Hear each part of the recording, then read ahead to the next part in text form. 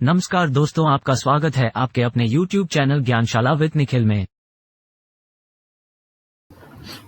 तो दोस्तों, हमारा जो आज का टॉपिक है वो है क्वाड्रेटिक इक्वेशन।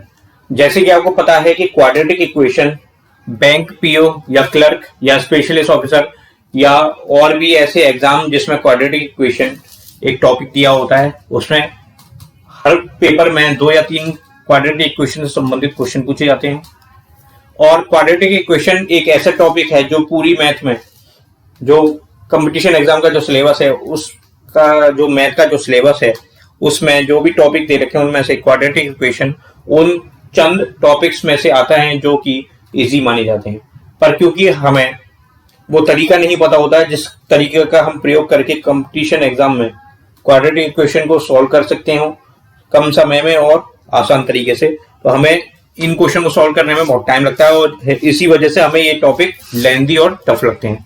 तो आज मैं आपको एक ऐसा तरीका बताने जा रहा हूं क्वाड्रेटिक इक्वेशन सॉल्व करने का, जिससे आप कम समय में क्वाड्रेटिक इक्वेशन सॉल्व कर सकते हो। और जैसे कि आपको पता है कि क्वेश्चन पेपर में जब भी क्वाड्रेटिक इक्वेशन से संबंधित क्वेश्चन पूछे जाते हैं तो 2 या 3 क्वाड्रेटिक इक्वेशन दी जाती हैं एक ही क्वेश्चन में, और उनमें आए हुए वेरिएबल्स एक्स वाई जेड या ए बी सी, उनके बीच में संबंध पूछा जाता है।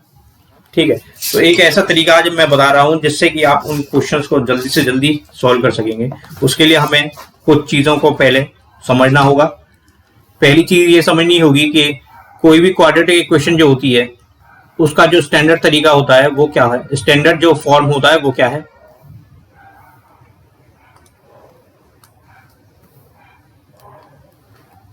तो जो स्टैंडर्ड फॉर्म होती है क्वाड्रेटिक इक्वेशन की वो होती है A X square plus B X plus C. ठीक है, और ये किसके बराबर होती है पूरी इक्वेशन, ये पूरी इक्वेशन ही 0 के बराबर हो जाती है। तो ये जो फॉर्म दे रखी है A X square plus B X plus C, ये हमारी एक स्टैंडर्ड फॉर्म है क्वाड्रेटिक इक्वेशन की। तो हम जब भी अपना क्वेश्चन सॉल्व करेंगे वो इसी स्टैंडर्ड जो फॉर्म है उससे कंसीडर या उससे कंपेयर या उससे तुलना करके हम सॉल्व करेंगे। ठीक है, तो इस फॉर्म से संबंधित कुछ बातें हमें ध्यान में रखनी पड़ेंगी पेपर को सॉल्व करते समय। पहली चीज तो ये है कि जब भी कोई इक्वेशन दी हो क्वाड्रेटिक इक्वेशन पेपर में,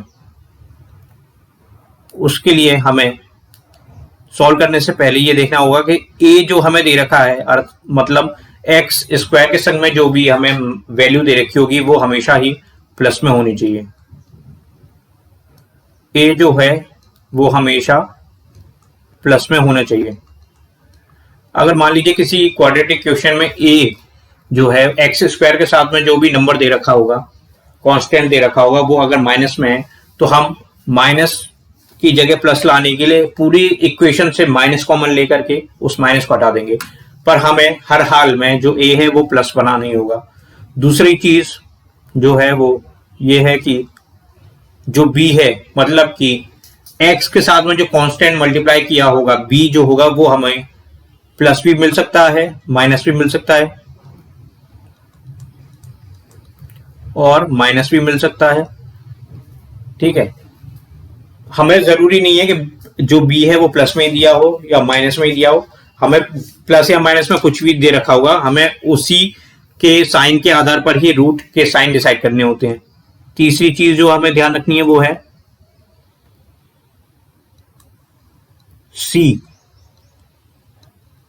तो सी हमें प्लस में भी दिया जा सकता है, माइनस में भी दिया जा सकता है और सी हमें 0 भी दिया जा सकता है। अर्थात एक क्वाड्रेटिक इक्वेशन में जो सी है वो प्लस भी हो सकता है, माइनस भी हो सकता है, और कुछ इक्वेशन ऐसी भी होती है जिनमें सी हमें दिया ही नहीं हो। मतलब ये होता है कि एक्स के ही टर्म में हमें दोनों टर्म दे रखा हो, A X square plus B X is equal to 0 भी हो सकता है। अगर हमें सी अगर 0 दिया हुआ है तो इक्वेशन जो हमें बन के आई वो बन के आती है A X square plus B x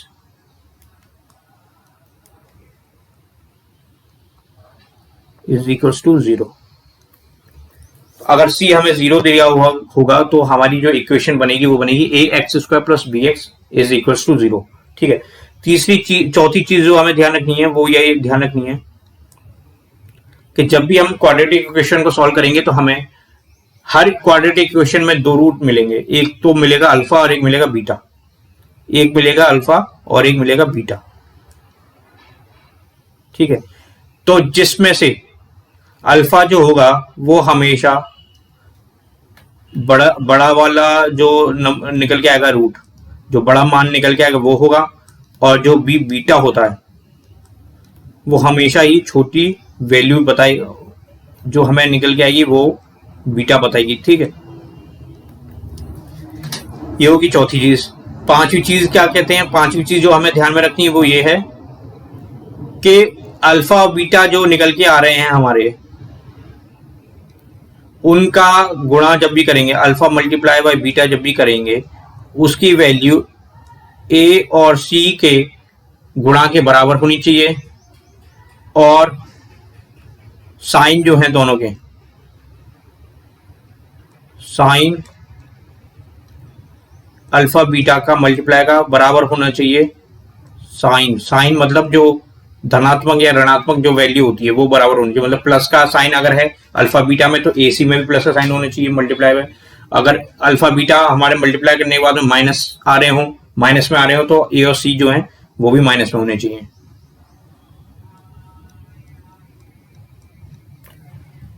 छठवीं चीज जो है वो ये है कि जो हमारा अल्फा बीटा जो रूट निकल के आएंगे, अल्फा प्लस बीटा या अल्फा माइनस बीटा जो होगा, वो जो वैल्यू निकल के आएगी वो बी के बराबर आनी चाहिए। अल्फा बीटा को जोड़ करके या अल्फा में से बीटा को घटा करके जो वैल्यू निकल के आनी चाहिए वो बी के बराबर आनी चाहिए, और दोनों के साइन जो है वो साइन होने चाहिए अपोजिट। मतलब इसका ये हुआ कि यदि मान लीजिए b जो हमें क्वाड्रेटिक इक्वेशन में या द्विघात समीकरण में b माइनस में दे रखा है, तो अल्फा प्लस बीटा या अल्फा माइनस बीटा की जो वैल्यू आएगी वो प्लस में आएगी। यदि b जो है वो हमें प्लस में दे रखा है तो अल्फा प्लस बीटा या अल्फा माइनस बीटा की वैल्यू माइनस में आएगी। अगर b प्लस में है तो अल्फा प्लस बीटा या अल्फा माइनस बीटा माइनस में हो जाएगा। b माइनस में है तो अल्फा प्लस बीटा या अल्फा माइनस बीटा प्लस में हो जाएगा। दोनों के साइन अलग होने चाहिए। अब अगली टेबल में मैं आपको एक टेबल बनाकर अगले जो स्लाइड होगी उसमें एक सारिणी या एक टेबल बनाऊंगा, जिससे कि हम रूट्स जो निकल के आएंगे अल्फा और बीटा जो रूट निकल के आएंगे उनके हम साइन पता कर सकते हैं बिना क्वेश्चन को सॉल्व करें। तो अब अगली स्लाइड में मैं आपको वही टेबल बना करके बताऊंगा, समझाऊंगा कि किस तरीके से हमें जो रूट हैं वो दोनों के साइन हमें पता करने हैं। तो ये जो टेबल मैंने आपके सामने प्रस्तुत की है उसमें b के साइन और c के साइन की सहायता से अल्फा का साइन और बीटा का साइन पता करने का मैंने तरीका बताया है। तो जो पहला कॉम्बिनेशन है वो क्या कहता है, पहले कॉम्बिनेशन में लिखा हुआ है कि b अगर प्लस में हो और c भी अगर प्लस में हो तो हमारे दोनों रूट अल्फा और बीटा वो ऋणात्मक या नेगेटिव होंगे। यदि b प्लस में हो और c माइनस में हो तो हमारा जो अल्फा निकल के आएगा वो हमेशा माइनस में होगा, और बीटा जो निकल के आएगा वो हमेशा प्लस में होगा। अगर b माइनस में हो और c प्लस में हो तो हमारे दोनों रूट जो होंगे अल्फा और बीटा वो दोनों प्लस में निकल के आएंगे, पॉजिटिव होंगे, ऋणात्मक होंगे, धनात्मक होंगे। और मान लीजिए अगर b हमारा माइनस में हो और c भी हमारा माइनस में दे रखा हो क्वाड्रेटिक इक्वेशन में, तो उस केस में जो हमारे रूट्स अल्फा और बीटा निकल के आएंगे उनमें से जो अल्फा होगा वो धनात्मक होगा, पॉजिटिव होगा, बीटा जो होगा वो ऋणात्मक होगा, नेगेटिव होगा। तो ये जो कॉन्सेप्ट मैंने आज आपको पढ़ाया है क्वाड्रेटिक इक्वेशन से संबंधित, इसी कॉन्सेप्ट का प्रयोग करके हम अगली वीडियोस में क्वाड्रेटिक इक्वेशन को सॉल्व करना सीखेंगे कि किस तरीके से हमें पेपर में इसी कॉन्सेप्ट का प्रयोग करके क्वाड्रेटिक इक्वेशन को सॉल्व करना है और x और y के बीच में संबंध बताना है, और कम समय में क्वेश्चन सॉल्व करने हैं और सही क्वेश्चन सॉल्व करने हैं। ये दो चीज ज्यादा मायने रखती हैं, कम समय में सॉल्व करना और सही क्वेश्चन सॉल्व करना। तो क्वाड्रेटिक इक्वेशन के इसी कंसेप्ट का प्रयोग करके हम क्वाड्रेटिक इक्वेशन को कम समय में और सही तरीके से सॉल्व करना सीखेंगे। अगर आपको आज का ये वीडियो अच्छा लगा हो तो प्लीज इस वीडियो को लाइक कीजिएगा, शेयर कीजिएगा और सब्सक्राइब कीजिएगा, और अगली वीडियोस में हम इन्हीं कंसेप्ट का प्रयोग करके क्वाड्रेटिक इक्वेशन को सॉल्व करना सीखेंगे। Thank you.